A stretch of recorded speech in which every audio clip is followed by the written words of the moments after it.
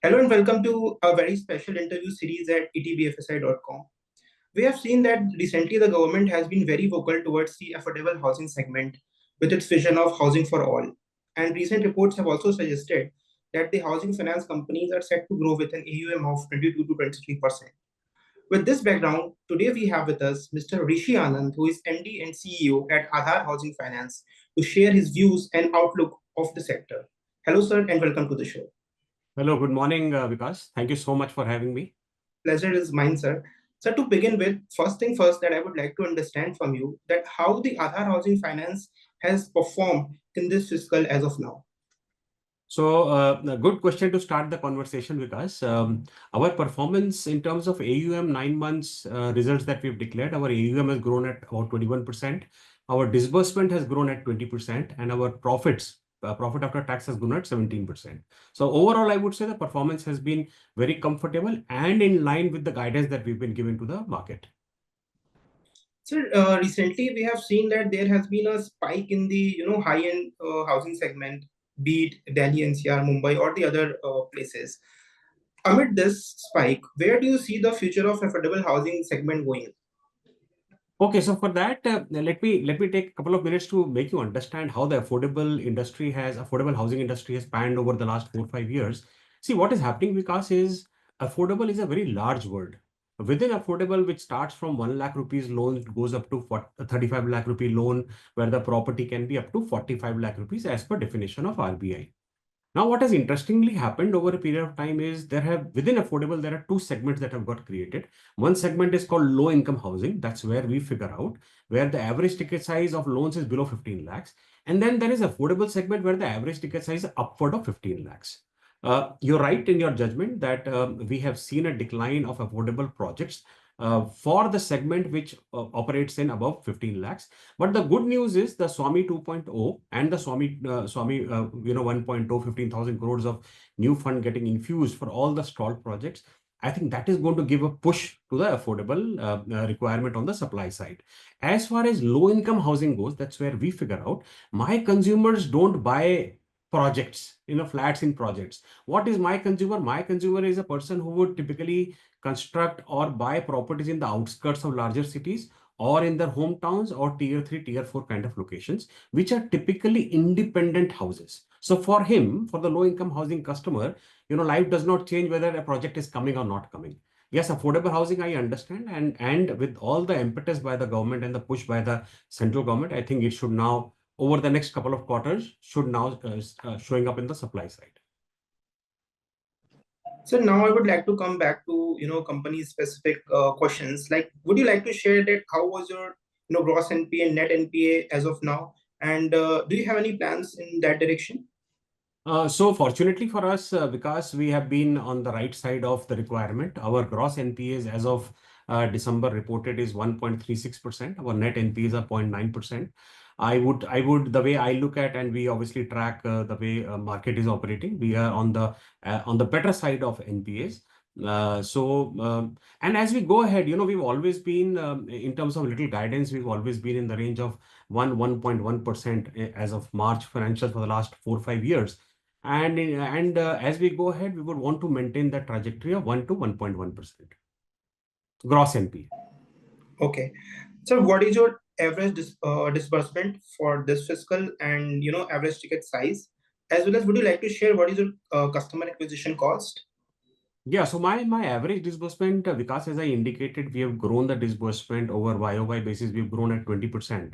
We have already disbursed, if my numbers are right, about 5,800 crores as of December, and looking strong. We will clock the year at about 20% growth on a YOY basis.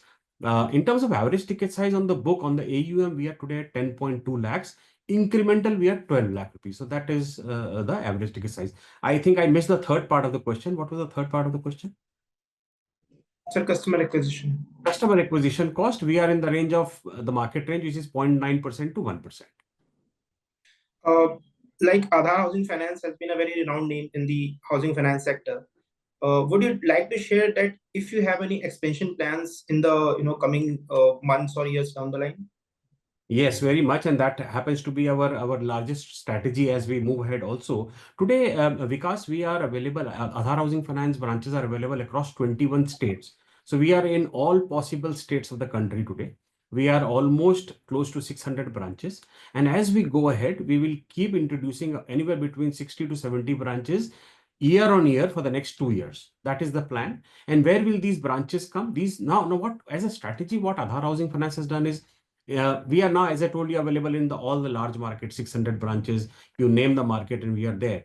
As a strategy, we have started going next level, which is small talukas and district centers, and internally we call that strategy as deeper impact. So these are deeper locations, smaller locations where the ticket size is lower, the yields are better, it's more self-employed consumers. So that's where we are heading. So now coming to some industry specific understanding that we would like to have from you. Recently, we have seen in this calendar year specifically, RBI has been a little stringent towards the NBFCs. And how do you tackle these situations, and what is your overall vision towards these moves? Okay, so you're right. RBI has come out with a lot of advisories in the current financial year, and also you're right. It is to NBFCs. Fortunately for us, we are a subset of NBFC called HFCs. Whatever regulations are coming, and I will give you an industry perspective first, and then I'll come to housing finance. Whatever, if you look at on hindsight, whatever advisories are coming, they are in the best interest of the consumer. Whether it is GNPA recognition, whether it is charging of foreclosure charges, etc. Everything is in the interest of the consumer. When the advisory comes, we all start feeling bad about it. All start talking about it. But on the hand side, if you look at it, it is in the best interest of the industry.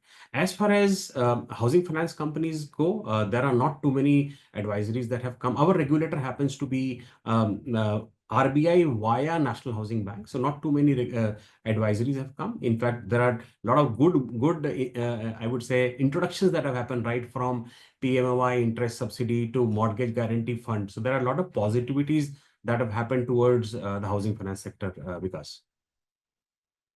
So in continuation to this, one question that I would like to ask you, that you talked about PMAY and other government schemes. How do you see the role that these government schemes for the housing finance sector is playing? Okay, since we are talking interest subsidy scheme, PMAY 2.0 just got launched pre-budget, post the budget. If you remember, there was the PMAY 1, and if I can tell you the role of Aadhar, total consumers that availed PMAY 1 subsidy in the country was 25 lakh customers, and Aadhar did 90,000 customers out of it. So our almost 50% of our consumers got the benefit of PMAY subsidy. Why? Because we primarily deal with EWS LIG segment, and generally these schemes, the central government schemes, are targeted towards EWS LIG. So we were very fortunate, and we were number one in the low income housing space in terms of giving subsidy. The way I look at PMAY 2, it has been very intelligently drafted. All the problems or all the issues that we had highlighted to the central government in PMAY 1 have been addressed in PMAY 2. The subsidy is going to come over 4 years instead of one shot subsidy. They had just launched the AI integrations are still happening with housing finance companies, and the way I look at it, April 1st onwards, I think the subsidies should start getting to the consumers. So it is a very interesting move, and it is specifically targeted to EWS LIG, as I said. Second fund that has been announced, a gadget has been approved about 15 days prior to the budget, was the mortgage guarantee fund. Now, what is a mortgage guarantee fund? Again, it is targeted to EWS LIG segment. What is a mortgage guarantee fund? See, in our business as usual, a lot of customers get left out. Whether their requirements are getting met or not, and then we continue our business with other consumers. Now, these left out consumers, if there is a mortgage guarantee fund, people like us, companies like us, will start addressing their requirements. So it is going to worsen. I would say that the scale of our operations will get enlarged with this fund now. Very well drafted, sir. One more thing that I would like to understand from the company perspective. Like we talked about the expansion plan. Now coming to the growth plan of Aadhar Housing in terms of AUM. So do you have any vision in your mind that, okay, this is the AUM that you want to achieve in the next coming years, or anything around that? See, because indicatively anywhere between 22 to 23% AUM growth is what we are going to be looking at in the coming years. And by that simple mathematics, we should double our AUM in the next 4 years. So we are at 25,000 crores, almost a 25,000 crore book now, and we should double the book in the next 4 years. Also, sir, recently, there has been a rate cut, and a lot of a buzz is there that okay, this is going to benefit a lot to the house buyers and all. So, how do you see this move, and what do you see that the next MPCs, what we can expect as a housing finance company? Okay, so very interesting. It is very company specific, and if I can give you some data points on Aadhar, today almost 80% of my customers are on floating rate, and 80% of my borrowing on a floating rate. So whatever benefit comes in is immediately passed on to consumer. So that is a big benefit of being on a floating rate, and that's who my consumer is. Now, as far as my borrowing goes, today I have a borrowing of approximately 15,000 crores, because out of the 15,000 crores, about 12 to 13% borrowing is on repo rate. Rest balance borrowing is on MCLR, which can be 3 months, 6 months, 1 year. So the repo rate benefit comes in immediately. So 12% of my borrowing benefit comes immediately because of the cut.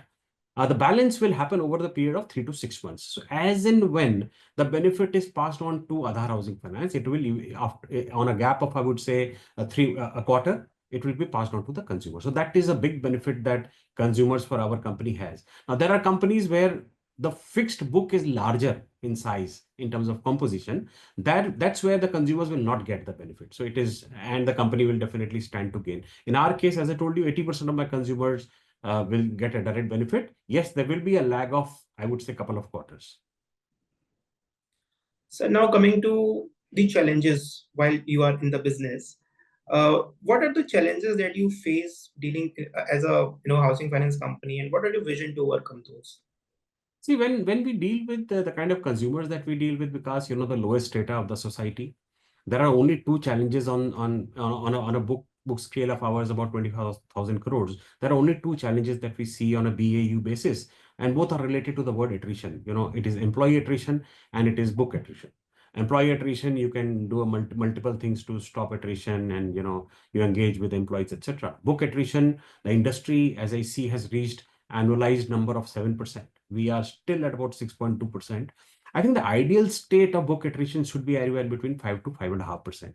I think a lot of efforts Aadhar is putting in to ensure that we reach from a 6.2 today, we come back to 5.5. These are the two big challenges that I see in the industry. Consumer challenges, I don't see. There is, as we discussed, there is a lot that the central government is doing, right from interest subsidy to credit guarantee to income tax benefit. I think we missed speaking about that 12 up to 12 lakh rupees income tax benefit coming on the table, which eventually what is going to happen for consumers like me, uh, anywhere between 3 to 4 lakh rupees loan enhancement will happen because of that benefit. So that is a big upside that I think all of us in the discussions miss out, but that's a big benefit that's going to happen. So I don't see any serious threats or challenges barring these two small challenges, which will get addressed over a period of time. Now, sir, coming to some observation of the industry, would you like to share any three key trends that you foresee in the coming years in this sector? Because when we speak about affordable and low-income housing, the overall industry, housing finance industry has been growing at about 15 to 17%, and there are a lot of reports around it. But if you look at those reports, the affordable is growing at about 19 to 20%. I think that is a very, very good. As I see for the next 3 years, the momentum of 20% growth should continue in the industry. There is one, I would say, a very silent thing that is happening in the affordable space, and it is, and we keep saying that you have to move with times, is something to do with digital intervention and data analytics. Aadhar 3 years back invested in something called data analytics. We have a 20-member team today. We initially, tried to figure out the benefits, but as we move ahead in times, we see a lot of benefit coming from data analytics and digital intervention. Today, proudly we stand up and say that, when a consumer applies for a loan today, 100% of my consumers are paperless. I onboard a customer without any papers. What does all this do? What is efficient? So efficiency is definitely enhanced with digital intervention. Even for a consumer, the earlier 15-day TAT has reduced to 7-8 days today. So I think digital intervention, data analytics are going to play a very important role. And slightly on the other side, if I look as we go ahead, I think there is room for some consolidation to take place. there are too many companies coming into the affordable space. I think eventually there will be some consolidation that will happen. So you mentioned about data analytics and AI in your answers. One question that I would like to raise in that continuation to you is that how is the customer literacy in terms of adopting to the digital products and the digital services that you're coming with, and how efficient and easy it is for you as a company to bring these things on board? Because no, not too many people ask this question, but it is very interesting to answer. See, digital as I see, and it is sitting on this chair, it's an opinion, is in two phases. One is internal, one is external.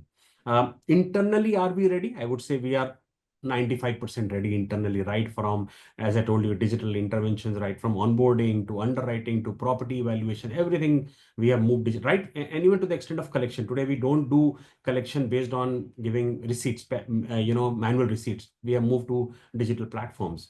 Is my consumer ready? And when I made that statement, I serve the lowest data in the society. Is my consumer ready? I would say partially he's ready. For example, illustratively, आपको अगर मैं बताऊं, we have something called a consumer app.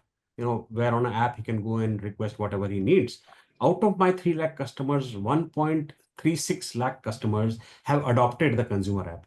It is a long way to go. Still, about 50% of the consumers have not adopted it. And that's what we do. We do a lot of education series whenever the consumer comes to office. Even for small request, change of phone number, he will come to the office. So we keep educating him. We help him download the app, etc.